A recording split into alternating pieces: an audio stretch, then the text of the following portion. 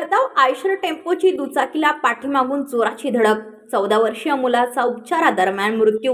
सविस्तर वृत्त असे की सायंकाळी 5 वाजेच्या सुमारास अजिंठा बुलढाणा या राष्ट्रीय महामार्गावर वाढवणा गावाजवळ एका आयशर टेम्पो व क्रमांक MH19 CY 7646 ने मोटरसायकल दुचाकीला जोराची धडक दिली।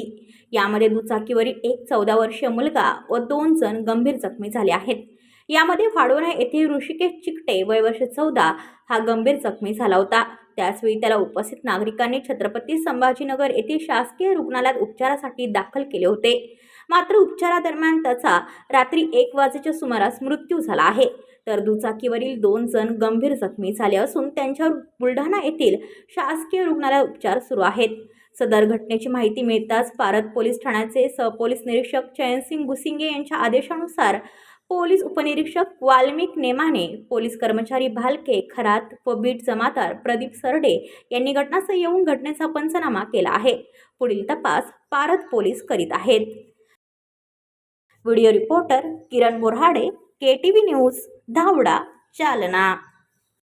आपल्या परिसरातील बातम्या आमच्यापर्यंत पोहोचवण्यासाठी स्क्रीनवर दिलेल्या क्रमांकावर संपर्क साधू शकता। दूरध्वनी क्रमांक 9833235011।